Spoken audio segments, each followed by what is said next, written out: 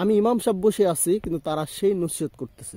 তবে আলহামদুলিল্লাহ, আমি মনে করি আলহামদুলিল্লাহ ইমাম হিসাবে যে আমার এলাকাবাসী এই সম্বন্ধে জানে, মাসলা মাসাইল সম্বন্ধে জানে, হাদিস সম্বন্ধে জানতেছে।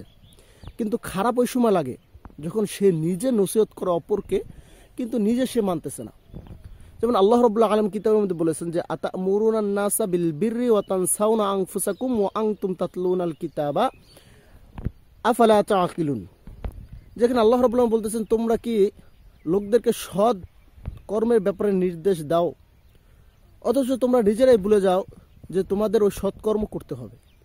আসলে সেম এটাই করতেছে মানুষ, অপর ব্যক্তিকে সৎ কর্মের ব্যাপারে আদেশ দিচ্ছে, কিন্তু সে নিজে সৎকর্মের ব্যাপারে ভুলে যাচ্ছে।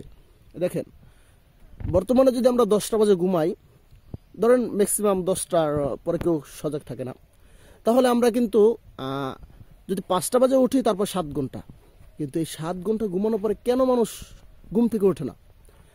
ওঠে, অবশ্যই ওঠে। হ্যাঁ, এখন মক্তবে ছাত্ররা ভরে যাবে, অবশ্যই সমস্ত গার্জিয়ান সজাগ, কিন্তু তারা শীতের কারণে মসজিদে আসে না, ঘরের ভিতরে বসে নামাজ পড়তেছে। অথচ জামাত সম্বন্ধে তারা নিজেরাও জানে, অপরকেও জানাচ্ছে, কিন্তু নিজেরা তার উপর আমল করছে না।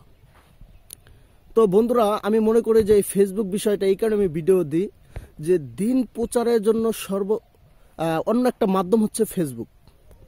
হ্যাঁ, কারণ ফেসবুকটা কিছুক্ষণের ভিতরে হাজার হাজার মানুষের কাছে চলে যায়, হাজার হাজার মানুষের দেখতে পারে ভিডিওটা।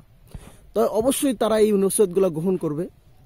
হ্যাঁ, কারণ আল্লাহ রাব্বুল বলতেছেন, সায়াযাক্কারু মা ইয়াখশা ওয়া ইয়াতাজান্নাবুল আশকা, যে যারা আল্লাহ তাআলাকে ভয় করে অবশ্যই তারা এই উপদেশগুলোকে গ্রহণ করবে, আর যারা আল্লাহ তাআলাকে ভয় করে না, পাপী, ওয়া ইয়াতাজান্নাবুল আশকা, তারা এই উপদেশগুলোকে গ্রহণ করবে না।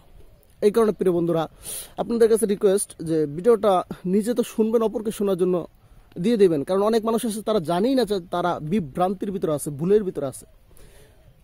তারা মনে করে আমরা নিজেরাই সহি, সবাই মনে করে যার যার স্থান থেকে।